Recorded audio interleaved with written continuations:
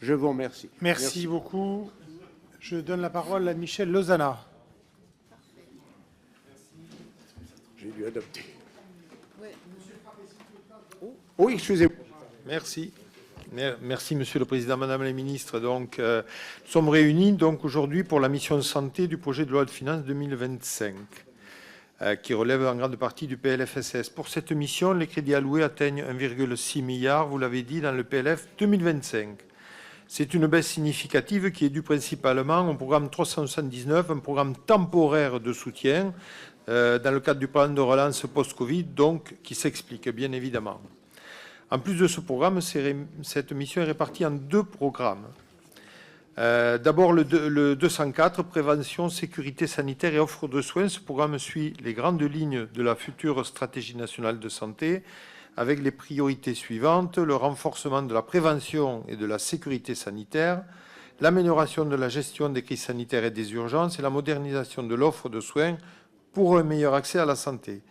Donc ces crédits connaissent une baisse et notre groupe restera donc vigilant quant au suivi des objectifs. Je pense notamment à la mise en place d'une véritable politique de prévention, vous êtes expliqué là-dessus, Madame la Ministre, partout dans le territoire français. La prévention, notamment dans la lutte contre le cancer, qui me tient particulièrement à cœur, doit être donc la feuille de route du ministère.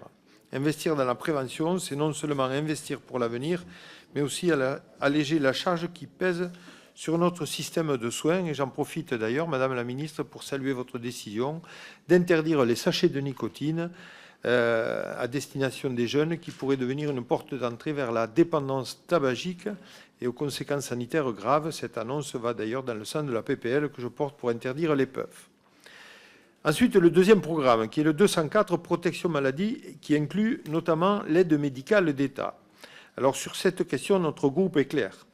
Nous nous basons en particulier donc sur le rapport Stefanini-Evin, publié en 2023, qui avait été demandé par la Première ministre et qui conclut que l'AME est utile, maîtrisée pour l'essentiel, mais exposée à une augmentation récente du nombre de bénéficiaires. Donc, nous ne sommes pas du tout pour cette suppression de l'AME ou par un remplacement par une aide d'urgence, mais nous pouvons être attentifs à différentes propositions, par exemple sur le périmètre qui serait à revoir, et nous ne serons peut-être pas d'accord sur ce qui est sur ce périmètre, ce qui est absolument nécessaire, mais nous sommes ouverts à la discussion. En conséquence, notre groupe votera en faveur des crédits de la mission santé, Madame la Ministre. Permettez-moi enfin de vous poser deux questions.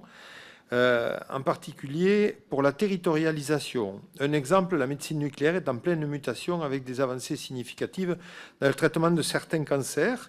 Seulement, les services de médecine nucléaire manquent de moyens, de matériel pour faire face à cette évolution. Donc, quelle action concrète le gouvernement envisage-t-il pour soutenir le développement de cette activité ?